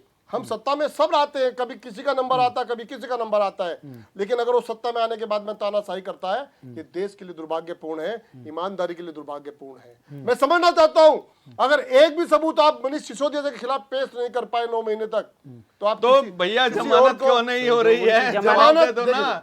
जमानत टेक्निकल तरीके से आप किस तरह से दुरुपयोग टेक्निकल करके, मतलब आपके वकील मैं ठीक तो नहीं कह रहा है। हूँ दुरुपयोग कर रहे हैं आप अरे अपनी किसका सत्ता का। दुरुपयोग कर रहे हैं, ये तो मैं बता बता दीजिए रहा हूँ ना महाराज। कैसा कर रहे हैं। किसका कर रहे हैं? अरे आने वाला कोर्ट वक्त बताएगा। कोर्ट का दुरुपयोग कर रहे हैं। एक मिनट संजीव भाई, कोर्ट का दुरुपयोग कर रहे हैं, इससे सवाल जवाब ले आप लेते हैं। किस तरह की कोर्ट का दुरुपयोग कर रहे हैं, सुनो ना, आप जो नहीं, जवाब कोर्ट का जो दुरुपयोग कर जवाब रहे हैं। आपको पेश करना चाहिए, कोर्ट का दुरुपयोग कर अरे रहे हैं, सबूत के रूप में जो कोर्ट जवाब का देना दुरुपयोग कर रहे चाहिए हैं। उसको आप दूसरे 20-20 पन्नों के डीके फर्रे भाई, बना जवाब दे दो, करके कोर्ट का नए नए दुरुपयोग कर आरोप रहे हैं। लगा करके वो आप पेश करने की कोशिश कर ठीक रहे है, हैं। अनिल तो भाई। कोर्ट तो सुनेगा ना भाई, अनिल भाई कोर्ट देखिए, तो- सवाल कोर्ट ये तो है, सुनेगा अनिल- ना, कानून तो सुनेगा एक ना। मिनट, सुनिए ना, वो अनिल समय भाई। दे रहा है भारतीय जनता अनिल पार्टी भाई, को। यहाँ पर अरे जब- भाई साहब, ये चुनावी स्टंट है, मैं बता रहा हूँ आपको। हाँ। 2024 के बाद में अगर एक दिन भी आप उनको जेल में रख पाए ना, हाँ। तो सुप्रीम कोर्ट, हाई कोर्ट आपको किस हालत में अरे छोड़ेगा, सुप्रीम कहाँ कोर्ट ले जा गए खड़ा थे, करेगा, आप ठीक बता है, देंगे। ठीक है। सुप्रीम कोर्ट गए थे, वहां ठीक पर है, भी आपको राहत ठीक है। नहीं मिली। अनिल भाई, आप सुप्रीम कोर्ट के यहाँ ऊपर पर भी देखिए उंगली ना, उठा बात रहे हैं। यहाँ पर ये शर्म है करिए आप। कि जब बार कोई बार ज्यादा एक मिनट, ताकतवर हो ठीक है, जाता है ठीक है, ना, ठीक है। कमजोर पर हाँ। ज्यादा ताकत आप दिखाने की कमजोर आवश्यकता नहीं है दिल सर। बड़ा रखिए। 2 राज्यों में और सरकार लड़िए चला रहे मैदान हैं। में, जैसे आम आदमी पार्टी लड़ रही है मैदान हाँ, में। लड़ रही दिल्ली में दिख रहा आपके है, कितने हाँ। भ्रष्टाचार हुए, ठीक है। पंजाब में आपके गठबंधन के कितने ठीक है, भ्रष्टाचार सुनिए, हुए। सुनिए हम ना। इस तरह की राजनीति नहीं करना चाह रहे देश के अंदर। हाँ, ठीक जहां है। हमारे पास ताकत है, हम वहां काम की राजनीति की बात कर ठीक रहे है, हैं। चलिए। लोगों को फायदा, हो गया, शिक्षा, ठीक है, हाँ, स्वास्थ्य, वो उस पर बहनों भी आएंगे, उस को पर भी तीर्थों आएंगे। पर जो है ना, ठीक है, उनके ठीक है, दर्शन, ठीक है। ये अनिल भाई, सब काम कराने की अनिल बात भाई कर रहे देखिए, हैं। यहाँ पर सवाल ये है कि जब सीबीआई ईडी की बात कर लें, इसको भी काफी मुद्दा बनाया गया इस चुनाव में, लेकिन क्या हुआ चुनाव में? मनीष भाई, हाँ, एक चीज बताइए, आप बहुत सारे प्रश्न विपक्ष पर दागते हैं, क्या एक सवाल वास्तव में कभी सत्ताधारी पार्टी से भी पूछते हैं कि ये ईडी सीबीआई का दुरुपयोग क्या वास्तव में ये कर रहे हैं या नहीं कर रहे हैं?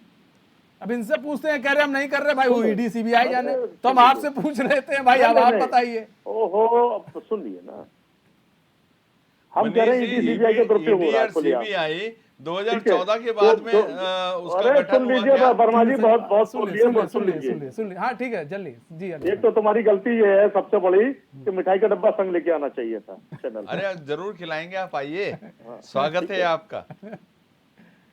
हाँ जी, बोले अनिल। ईडी सीबीआई का खुलेआम दुरुपयोग हो रहा, ये किसी से छिपा हुआ नहीं है। और जिसकी कहते हैं ना, बड़ी पुरानी कहावत है, जिसकी लाठी उसकी भैंस।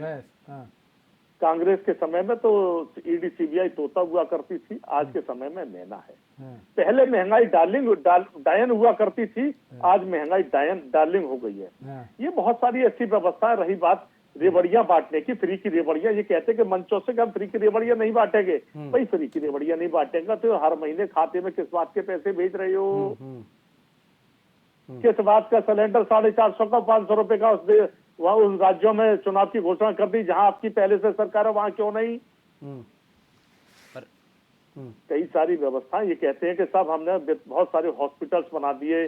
शुरुआत जाइए तो दरभंगा श्रीमान में। आपने करी, आपने बोला अरे वहाँ जाइए ना 500 रुपए का दरभंगा, देंगे, राजस्थान में आपने कहा मेडिकल हम हॉस्पिटल छत्तीसगढ़ बनाया, में उसकी 500 केवल का दीवार खड़ी देंगे, है। तो फ्री अरे की सुनिए, रेवड़ियां दीवार बांटने खड़ी की है। शुरुआत किसने करी? वहाँ- कांग्रेस ने आप भी करी, शामिल हो भारतीय ना, जनता पार्टी ने करी। रेवड़ी में आप हम तो बताइए सारे ना, लगे हैं ना फिर। हमने तो आप भी के- बाहर भारतीय हमने जनता तो पार्टी भी बाहर केवल नहीं ये है ना। हमने तो गरीब वर्ग के इसका लिए मतलब तो यही हुआ मनीष जी, हमने तो गरीब भारतीय वर्ग जनता के पार्टी भी को आम आदमी ऊंचा पार्टी के राह पे उठाने चल के लिए पड़ी है। आपने हमने अमीर तो वर्ग को गरीब फायदा वर्ग पहुंचा को लीजिए। उनका जी जीवन स्तर नेटवर्क का ऊपर उठाने की 15,000 करोड़ ठीक का है, पैसा बिल्कुल। कैसे माफ हो ठीक है, गया? ठीक है। अडानी अंबानी कंपनी का कितना करोड़ों रुपए का कर्जा माफ किया? ये भी क्यों तो नहीं आप बताते? लोग नहीं साबित कर पा रहे हैं ना, बात तो यही पर है। ये देखिए, यहाँ पर सारी मनीष चीजें धारा से वीरेन भाई, मनीष ठीक जी, है। मनीष जी, एक मिनट मनीष भाई, इनसे कहिए इन्होंने अभी RTI अडानी का को पूरी नाम तरह लिया। खोलने का काम करें। अरे क्यों अनिल नहीं उसको शर्मा जी, खोलने दे रहे? ये इस बात का जब भी जवाब RTI दीजिए। में आप सवाल लाओगे, मनीष भाई, आप करके देख लीजिए। 2021 में मनीष जी, 2153 हेक्टेयर भूमि अडानी की कंपनी को दान देने का उनके प्रोजेक्ट के लिए किसने काम किया? गहलोत जी सवालों ने। के जवाब इनके पास गहलोत होते जी नहीं ने है, बातों को घुमाने का काम 2153 करते हैं। हेक्टेयर ठीक है संजीव भाई, भूमि सोलर ठीक है, आज प्लांट के अडानी लिए नहीं देने आएंगे, का आज काम अडानी किया। अंबानी नहीं आएंगे। उस समय कहाँ ठीक थे? है, ठीक उस है। समय आपका अडानी ठीक है, प्रेम लोगों कहाँ को था? रोजगार दे रहे, देखिए- 2 करोड़ लोगों को प्रतिवर्ष रोजगार देने का काम किया। 10 साल हो गए, 20 करोड़ लोगों को रोजगार हो गए ठीक है। होंगे। कितने लोगों लेकिन को सर ये रोजगार चीजें मिले? इन सब मुद्दों को भुना नहीं पा रहे किसानों वीरेन की भाई, आमदनी ठीक है। दोगुनी होनी ये थी। देखिए, देखिए, आज मुद्दे तो बता रहे हैं, लेकिन दोगुनी मुद्दे कोई भुना नहीं पा रहे हैं जी लोग। जी देखिए, डिबेट हमारी आज चुनावी रिजल्ट पे एनालिसिस की बात है। और जिस तरीके से बीजेपी ने आपके मध्य प्रदेश में 165 का आंकड़ा क्रॉस कर लिया है और छत्तीसगढ़ में भी 55-56 सीटों पे पास में है बीजेपी, और राजस्थान में 116 सीटों के आसपास बीजेपी का आंकड़ा पहुंच चुका है। हम इस मुद्दों पे कर रहे हैं कि जो विपक्षी पार्टियों ने चुनाव प्रचार के दौरान अपने बात जनता के सामने अपने मुद्दे जो रखे थे, जो भी उन्होंने जनता को लुभाने के लिए लुभावनी अपनी योजनाएं या अपने अपने कार्यक्रम प्रस्तुत किए थे, उन सब के ऊपर ये मोहर लगती है कि वो सब वादे जनता ने उसको सिरे से नकारा है। देखिए, कौन पार्टी कितनी सीटें लाती है, कितना उसको वोट परसेंट मिलता है, ये तो आपको कल इसका आकलन आप कर सकते हैं जब आप इसका पूरा एनालिसिस ठीक ढंग से करेंगे कि किस पार्टी को किस जगह से कितना वोट मिला है। दूसरी बात, रही बात यहाँ पे चुनाव जीतने की, बीजेपी ने ये चुनाव बड़ा कलेक्टिव मोड पे लड़ा था। देखिए, एमपी में एमपी को बीजेपी की प्रयोगशाला मानी जाती है। आरएसएस का संगठन सबसे ज़्यादा मजबूत आपके एमपी में है, और एमपी में ही देखिए बीजेपी ने शिवराज जी जो कि इतने साल से वहाँ पे मुख्यमंत्री पद पर बने हुए हैं, उनको लोग पसंद करते हैं, उसके बावजूद भी उनको चेहरा नहीं बनाया। उन्होंने वहाँ पे कलेक्टिव चुनाव कमल के फूल पे लड़ा है। उन्होंने मोदी जी का नाम पे भी नहीं लड़ा एक हिसाब से वहाँ पे चुनाव। वहाँ पे उनका एक कलेक्टिव वो था, संयोजन था आपस में पार्टी के सारे दिग्गज नेता, बड़े बड़े दिग्गज नेता, सभी नेता मध्य प्रदेश में वहाँ पे सभी नेताओं को, किसी को इन्होंने ये नहीं घोषित किया कि ये हमारा सीएम चेहरा है। सेम उन्होंने कहा कांग्रेस, वहाँ पे राजस्थान में भी वही किया उन्होंने, और छत्तीसगढ़ में भी यही किया। बीजेपी ने इस बार किसी को सीएम कैंडिडेट घोषित नहीं किया। उन्होंने बोला देखिए नीतियों हमारी ये नीतियां हैं। बीजेपी ने स्पष्टीकरण भी दिया, हर नीति का स्पष्टीकरण दिया। मोदी जी ने खुद जाके स्पष्टीकरण दिया कि ये हम कर सकते हैं, ये नहीं कर सकते हैं। अब जैसे रही बात तेलंगाना की है, तेलंगाना में बीजेपी ने स्पष्ट तौर पे कहा कि हम अगर सत्ता में आएंगे तो हम मुस्लिम आरक्षण हटा देंगे, जबकि बाकी पार्टियों ने खुलेआम धर्म की राजनीति करने की कोशिश की थी कि अगर हम आएंगे तो हम तुम्हें ये लॉलीपॉप पकड़ाएंगे। ये जो लॉलीपॉप की राजनीति है, इस चुनाव में ज्यादातर जो राजनीति लॉलीपॉप बेस्ड राजनीति थी वो देखने को मिली, और उसी का परिणाम आज कांग्रेस को, आज अन्य विपक्षी पार्टियों को मिला है और बीजेपी को उसका फायदा मिला है। देखिए अनिल भाई, आप सुनो मेरी बात, आप उसके बाद बोलना जो बोलना होगा आप सुनिए। अनिल भाई, हम सब बेवकूफ नहीं बैठे हैं यहाँ। नहीं, देखिए हम बेवकूफ है, हम आपकी चर्चा नहीं कर रहे, हम आपके पार्टी के नेताओं के द्वारा जो लॉलीपॉप की राजनीति उसका परिणाम जनता ने आपके समक्ष रख दिया है। अब आप उसकी एनालिसिस करिए। हम तो कहते हैं कि टीवी में ना आके आप लोग अपने कार्यालय में बैठिए अपने बड़े नेताओं के साथ, आगामी चुनाव को लेकर उस पर एनालिसिस करिए हमारी कमियां वाकई में क्या है। अगर आप नहीं करेंगे फिर आप हार का सामना करेंगे, मैं आपको आज भी कह रहा हूँ। ठीक है। हाँ अनिल भाई। जी मनीष। हाँ अनिल भाई, देखिए यहाँ पर ये चीजें हैं कि आज 3 जहाँ पर छत्तीसगढ़ में माना जा रहा था कि भाई नहीं आप रिपीट कर सकते हैं, लेकिन वहाँ पर जो उलटफेर दिखा और रिपीट के नाम पर तो अब वहाँ पर ये हो गया कि बीजेपी ने पूर्ण बहुमत से वो वहाँ पर आ गई। राजस्थान हो गया, मध्य प्रदेश हो गया, लेकिन इन सब के बीच में जो काफ़ी सारे बयान आए। देखिए क्यों यहाँ पर बात आ जाती है हिंदू मुसलमान की, क्यों यहाँ पर बात आ जाती है धर्म की, जाति की, क्यों बात आ जाती है? क्योंकि चुनाव अंत में इसी पर लड़ा जाता है। यहाँ पर कोई भी जाता है, वहां पर कहीं पर जाता है जिसकी संख्या ज्यादा होती है। छत्तीसगढ़ में गए, नहीं जी हम जातीय जनगणना कराएंगे।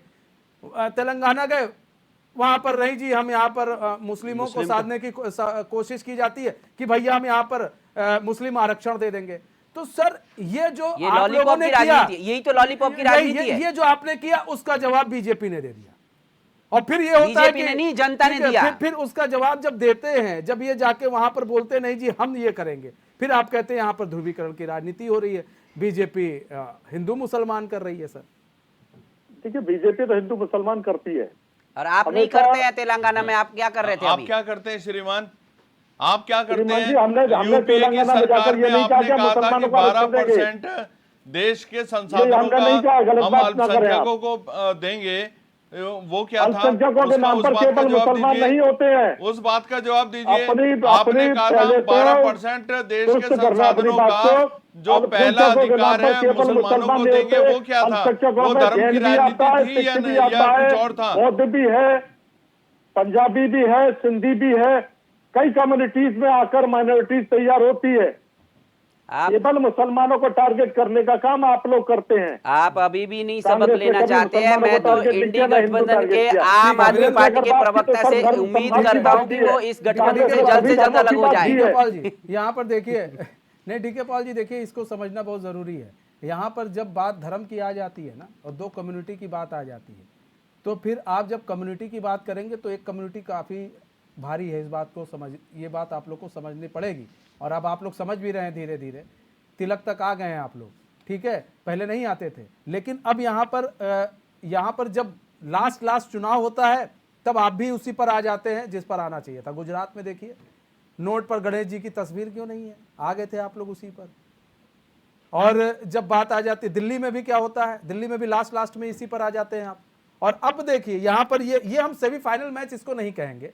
हम इसलिए भी नहीं कहेंगे क्योंकि ये राज्यसभा, माफ कीजिएगा, विधानसभा का चुनाव है। विधानसभा चुनाव में भाई वहाँ के लोकल मुद्दों पर चुनाव हुआ है, वहाँ पर जीत हार दर्ज हुई है। जिसकी जीत हुई वो ठीक है, जिसकी हार दर्ज हुई ठीक। हम इसको सेमीफाइनल के रूप में नहीं देखते। लेकिन अब यहाँ पर जो चुनाव होंगे, अब लोकसभा जो चुनाव होने हैं, वो चुनाव भी इसी पर होना है महाराज।